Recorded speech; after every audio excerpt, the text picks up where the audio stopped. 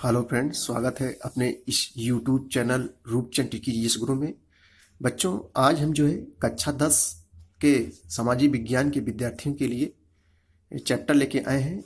अध्याय 1 रहेगा और अध्याय 1 में फ्रेंड्स यूरोप में राष्ट्रवाद का उदय पहला पार्ट बच्चे देखेंगे, जो कक्षा 10 सामाजिक विज्ञान का है, यूरोप में राष्ट्रवाद का उदय। तो हम लोग समझेंगे। आज जो है बहुविकल्पी प्रश्नों को हम देखेंगे, नेक्स्ट वीडियो में हम अति लघुत्तरीय प्रश्नों को देखेंगे।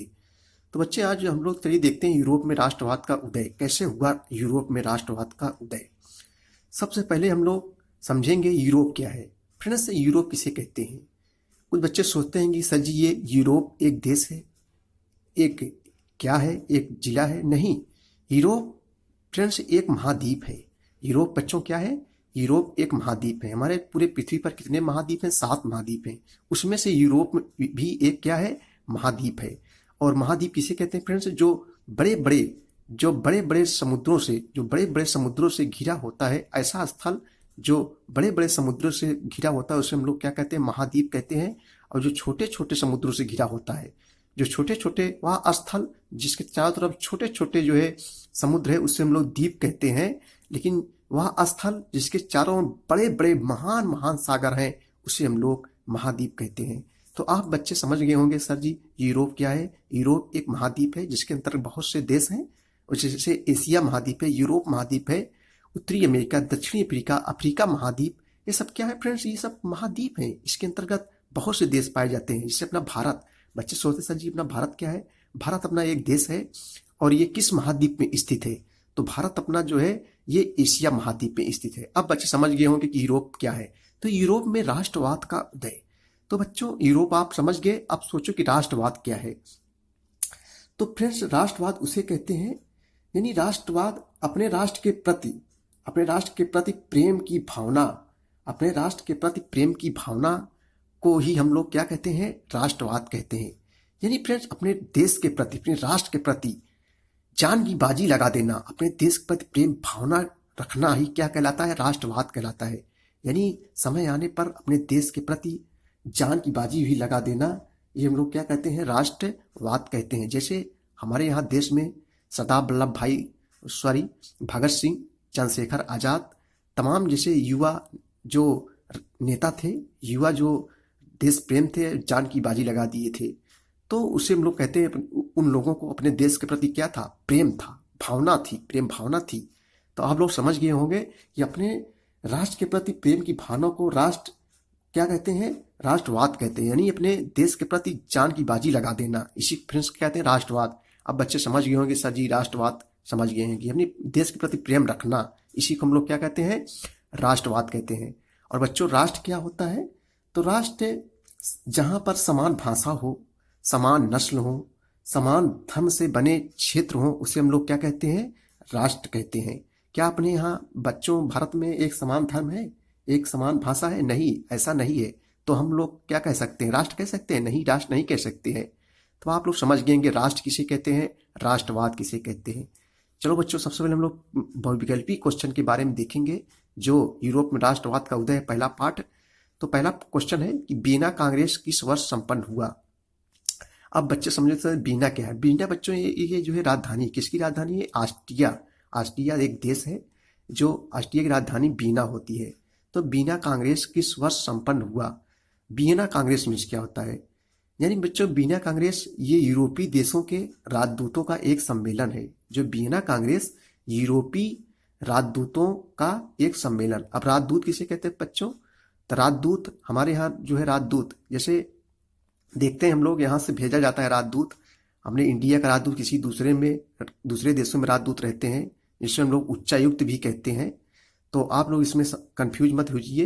यानी राजदूत उसे कहते हैं, जैसे आप लोग देखे होंगे कि भगवान राम का दूत बन के अंगद जी गए थे कहाँ? रावण के लंका में। तो दूत जो होते हैं ये IAS, PCS, IAS, IFS, IPS rank के जो अधिकारी होते हैं, और अन्य देशों में इन्हें दूत बना के भेजा जाता है। जो बच्चे जाते हैं, मतलब जो दूत जाते हैं दूसरे देशों में राजदूत बन के, वो अपने देश के लोग बहुत, जैसे हमारे देश के लोग बहुत रहते हैं, जैसे अमेरिका में है, ब्रिटेन में है, जर्मनी में है। तो यहाँ के दूत जाते हैं, वहाँ रहते हैं और अपने देशों के जो नागरिक हैं उनकी देख रेख करते हैं, सुरक्षा करते हैं। तो आप लोग समझ गए होंगे, जैसे अमेरिका का दूत हमारे यहाँ रहता है, हमारे यहाँ का राजदूत दूसरे देशों में जाता है बच्चों, तो इसी को हम लोग राजदूत कहते हैं। तो बीना कांग्रेस किसे कहते हैं, यानी जो है यूरोपीय देशों के राजदूतों का एक सम्मेलन को हम लोग क्या कहते हैं, बीना कांग्रेस कहते हैं। और ये जो बीना कांग्रेस वियना में हुआ था, इसीलिए हम लोग वियना कांग्रेस के नाम से जानते हैं। वियना क्या है, ऑस्ट्रिया की राजधानी है। तो आप लोग समझ गए होंगे दम राइट। वियना कांग्रेस किस वर्ष संपन्न हुआ, 1815 ईस्वी में। सभी बच्चे समझ गए होंगे कि सर जी वियना कांग्रेस किसे कहते हैं। वियना कांग्रेस किस वर्ष संपन्न हुआ था, 1815 ईस्वी में। दूसरा क्वेश्चन बच्चों हम लोग बहुविकल्प में देखेंगे कि इटली का एकीकरण कब संपन्न हुआ था। इटली का जो एकीकरण हुआ था ये कब संपन्न हुआ था, तो 1815 यानी 1815 से लेकर 1871 ईस्वी में इटली का एकीकरण हुआ।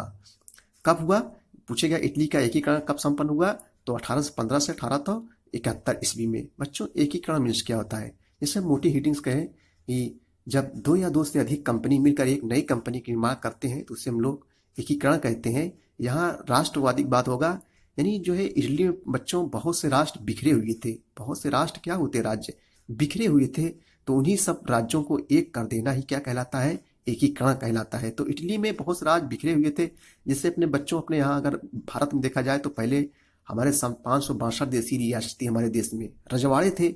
ये जो है इंडिया में मिल नहीं रहे थे। तो सरदार वल्लभ भाई पटेल उस समय हमारे देश के गृह मंत्री थे। तो इन्हीं 562 देशी रियासतों क्या किए थे, एक किए थे, सबको अपने संविधान में मिलाए, तो हम उसी को भी एकीकरण कह सकते हैं। तो यानी इटली में बहुत से राष्ट्र थे जो छिन्न भिन्न हो रहे थे, अलग अलग भागों में विभाजित हुए थे, सभी को एक किया गया था। इसी को हम लोग क्या कहते हैं, एकीकरण कहते हैं। अब समझिए बच्चे, तो इटली का जो एकीकरण कब संपन्न हुआ था, 1815 से 1871 ईस्वी में। अगला क्वेश्चन बच्चों हम लोग देखेंगे बहुविकल्पी में कि अर्नेस्ट रेनन कौन था। जो अर्नेस्ट रेनन था बच्चों, ये एक फ्रांसीसी दार्शनिक था। क्या था, एक फ्रांसीसी दार्शनिक था। जो दर्शन के क्षेत्र में ज्ञान रखते हैं उसे हम लोग क्या कहते हैं, दार्शनिक कहते हैं। तो अर्नेस्ट रेनन का क्या था, कौन था, एक जो है फ्रांसीसी जो है दार्शनिक था बच्चों। अगला क्वेश्चन देखेंगे हम लोग, राष्ट्रवाद का प्रारंभ जिस देश में हुआ था वह देश कौन सा है। सबसे पहले जो है राष्ट्रवाद का प्रारंभ किस देश में हुआ, बच्चे समझ गए होंगे राष्ट्रवाद क्या है। तो राष्ट्रवाद का प्रारंभ जिस देश में हुआ वह पहला देश था फ्रांस। फ्रांस की बच्चों कैपिटल क्या है, यानी राजधानी, फ्रांस की राजधानी जो है पेरिस माना जाता है। तो राष्ट्रवाद का जो है प्रारंभ किस देश में सबसे पहले हुआ, फ्रांस में हुआ। ये बहुत बढ़िया क्वेश्चन हो सकता है। चलिए अगला क्वेश्चन हम लोग देखेंगे कि फ्रांस में जो है गणतंत्र की घोषणा किस वर्ष हुई। यानी जो है बच्चों फ्रांस में जो है गणतंत्र की घोषणा किस वर्ष हुई, तो 1848 ईस्वी में फ्रांस में गणतंत्र की जो है क्या हुई, घोषणा हुई थी। अगला क्वेश्चन है कि नेपोलियन का संबंध किस देश से था। तो नेपोलियन बच्चों एक महान सम्राट था, एक महान राजा, एक महान सम्राट था नेपोलियन। और नेपोलियन जो संबंध था ये जो है कहाँ का निवासी, फ्रांस का था। नेपोलियन का संबंध किस देश से था बच्चों, ये जो है फ्रांस से संबंधित था।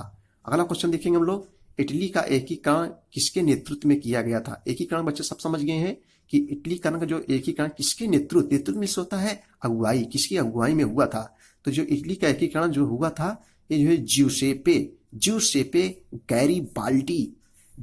गैरिबाल्डी के जो है नेतृत्व में इटली का एकीकरण हुआ था।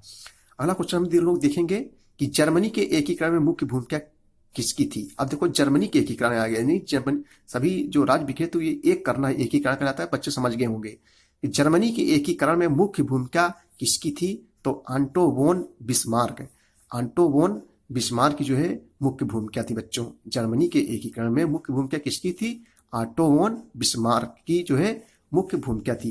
तो बच्चों ये था जो है बहुविकल्पीय प्रश्न। अब जो है हम नेक्स्ट वीडियो में अतिलघुत्तरीय प्रश्नों के बारे में विस्तार से चर्चाएं करेंगे। तब तक के लिए धन्यवाद। Thank you so much.